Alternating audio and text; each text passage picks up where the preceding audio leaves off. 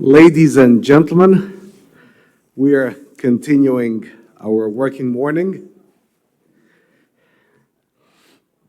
I have the distinct honor of introducing His Excellency Mr. David Landsman, a British diplomat and businessman, former ambassador in Greece, in Albania, former resident diplomat in Belgrade also, one of the British diplomats who know this region best, and also a businessman, former director in the famous largest Indian company, Tata.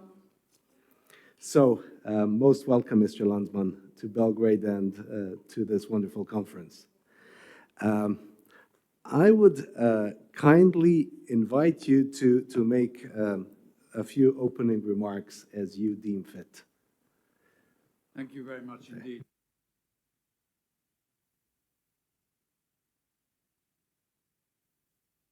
That's better. Thank you very much indeed, Mr. Parivodic. And it's a real pleasure to be with you today. It's a real pleasure to be back in Belgrade in person. It's the first time, as far as I'm concerned, for about 18 months. And I'm very much looking forward to seeing a few friends.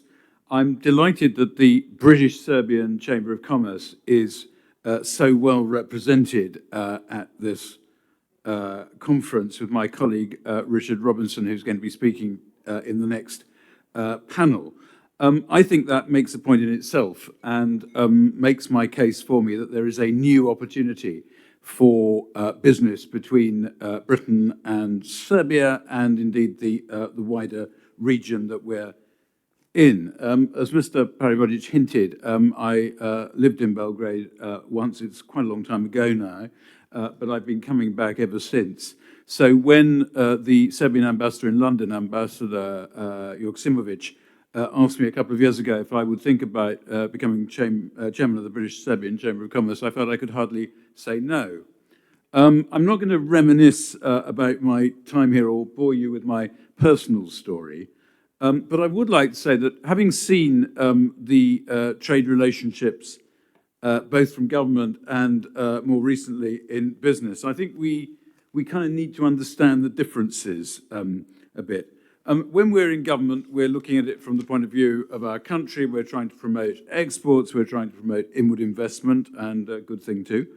In business, yeah, we can be patriotic. We can be wanting to do the best for our country.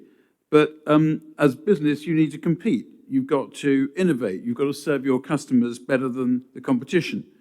You've probably got to, if you're going to grow, you're going to export. You're probably going to have to import something. You might want to establish yourself abroad. You might want services from abroad.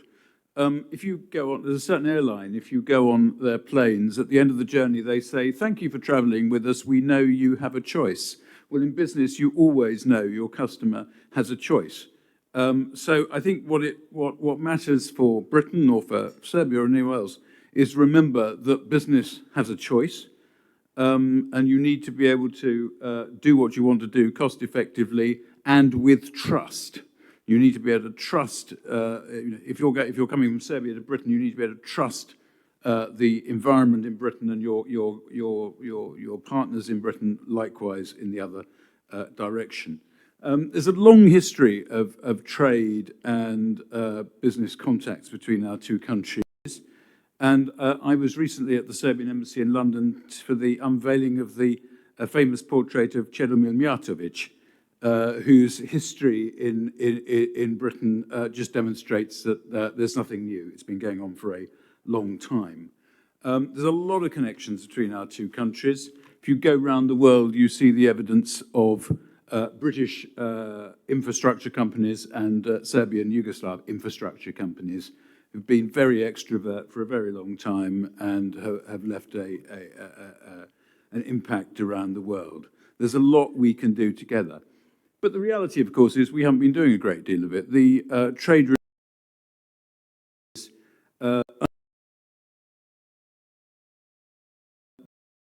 Serbia's obvious number one trade partner. Serbia is not Britain's obvious number one trade partner. Why am I saying that? To get depressed? No, because from the business point of view, that means there's a big opportunity. And it's a big opportunity to think again about each other and to think again about what we can do. That comes in part from the initiatives being taken and the investment going on in Serbia and in the region, and one thinks of infrastructure in the widest possible sense of the term, from roads, railways, renewables, digital infrastructure, and so on. And of course, from the UK point of view, Brexit and the policy changes which we can see going on as a result of Brexit. And I think that means that there is a new willingness, and I've seen this both in the British companies, large and small, that I talk to in the UK, but also from companies in Serbia and the region, to look at those opportunities. Where are they? What can we do? Are there projects in each other's countries? Are there projects we can work on together around the world? And I think there are plenty of them. And one of those which to me has demonstrated opportunities over the last year or so, even in this rather difficult time we've been living through, is in the technology sector. It's been interesting and exciting for me to see Serbian companies setting up in the UK in technology, telecommunications, IT, gaming, retail technology, and so on and so forth. And it's been really interesting to see British tech companies take notice of that. And I think that's just one of these examples. The opportunities are there if you look for them. And if you haven't been looking before, now is a good time to be looking for them. There's support, I think, from both governments. We saw that with the post-Brexit trade agreement signed between Serbia and Britain. Doesn't solve everybody's problems 100% of the time, but it solves most of them most of the time, and it shows the goodwill and the willingness of both governments to work together. So we as a chamber will be pressing them to do more of that. There are other organisations and agencies which are helping. I mentioned in particular UK Export Finance, which has allocated a significant sum for projects in Serbia. So I think it's clear that there is a willingness I think in both countries, from the people I talk to look around more, to look beyond our conventional trade partners. And I know that Serbia's conventional trading partners don't usually put Britain at the top of the list, and same vice versa. But we're looking for those new opportunities. And how do you find those opportunities? Because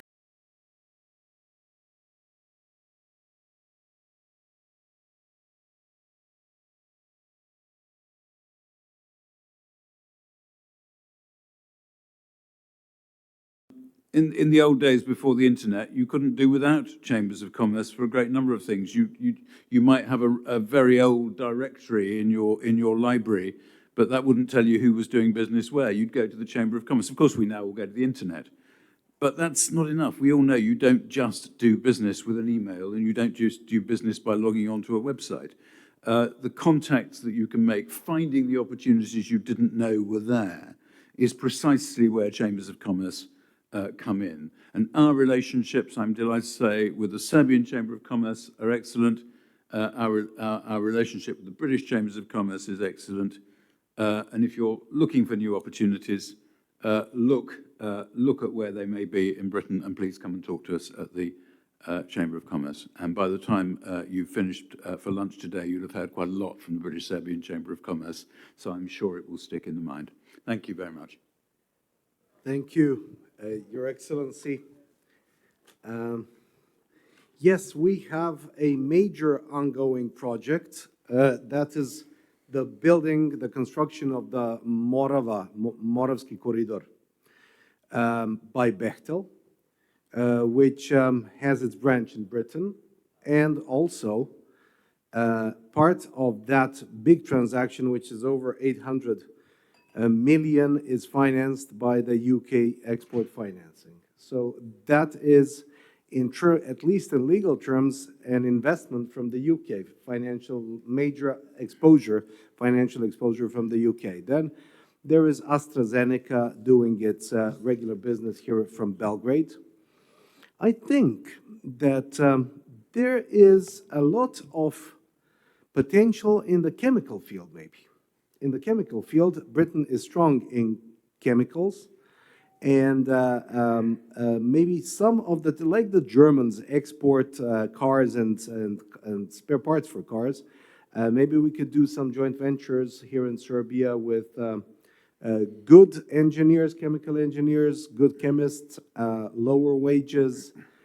So we should probably explore the field of chemistry. Definitely, English law is an inspiration. Legal services coming from Britain are essential.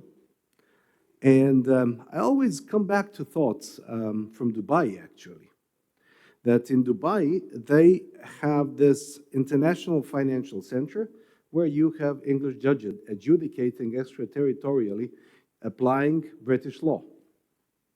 Having in mind that Belgrade is truly becoming an international hub for business for the Balkans, we should consider opening a secondary parallel adjudication mechanism here in Belgrade. I think it would attract a lot of trust that is in deficit, unfortunately, due to the weakness of the judiciary here in the country. So we should explore this possibility, and legal services are definitely used also by Serbian companies as they are used by international companies throughout the world. Finance and banking, insurance, of course, is the cradle. Its cradle is in London, the City of London. Then, again, due to the weakness of the education system here in Belgrade, in Serbia, we have a number of English schools.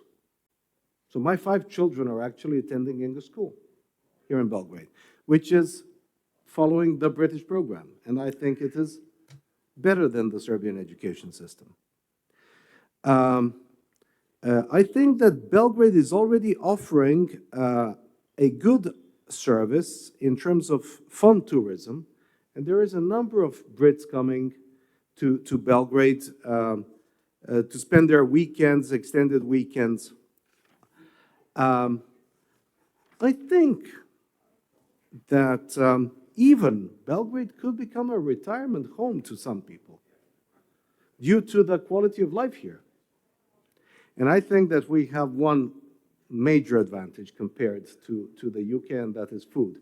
So that is that is something that could be, you know, the way that changes the scale, the balance of the scale.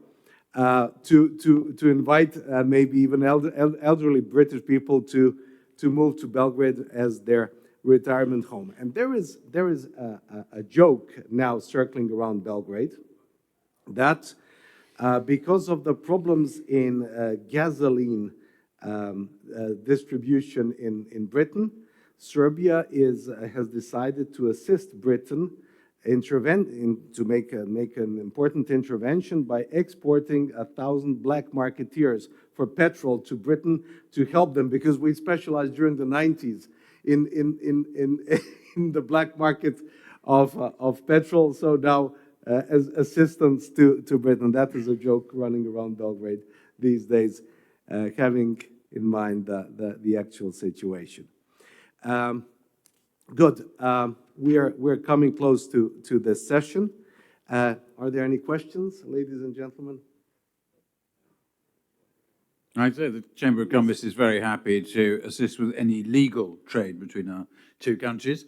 I'm very flattered, being British myself, about your comments about British education, but our experience very much on dealing with Serbian IT companies is that there is a very educated workforce in Serbia, Natural and sciences. some very impressive Serbian businesses in that sector. I think you're right to look very broadly. I'm not going to comment on food, which I love, Serbian food, which I love very much, but I think legal services and professional services, and of course financial services and the capital markets of the City of London provide many opportunities for collaboration on the financing of major projects of one kind or another. And English law, of course, as you know better than I, but English law is very much a global force. And if there are ways in which we can collaborate and we can facilitate collaboration in those sort of areas too, I think that would be something which, as the number of large projects grows, not just in Serbia, but in the whole region grows, the case for a legal and professional services framework with a base in the region grows too. So I think that's a really interesting area to exploit. All this, your comments are very kind, because I think they very much reinforce my argument. There is this is a good moment to reevaluate the opportunities between two countries which have had close relationships over the years, but with plenty of opportunity to grow trade, investment, and business in a whole range of ways. So, thank you for that. Thank you for that opportunity. Thank you, Mr. Landsman. With this, we are closing this session, and I kindly invite Mr. Toplica Spasojevic to take the chairmanship of this next session.